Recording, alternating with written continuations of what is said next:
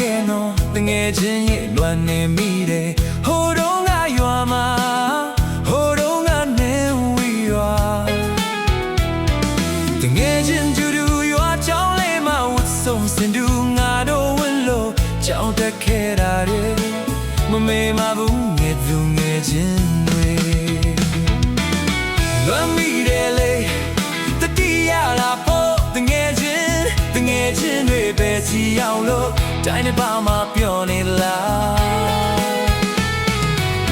တို့ရောလေးစီပြန်လာခဲ့တော့တို့ငယ်ပေါင်းနေထိုင်မှာပြောနေတာလားမလေးရှားမှာပြောလို့နေပြီလားတချို့ကရွာမှာကြံခဲ့ငါကတော့ရွာမှာနှွမ်းနေပြီ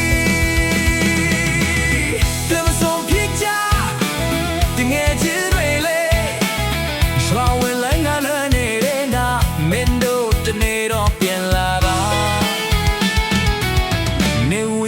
လေးစီတို့ဒီနေ့နေတော့ပြန်လာ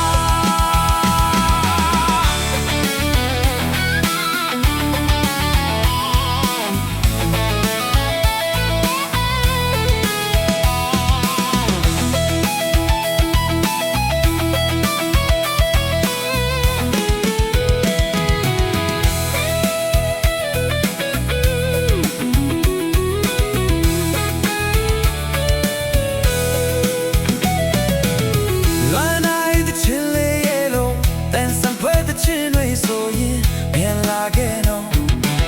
တငယ်ချင်း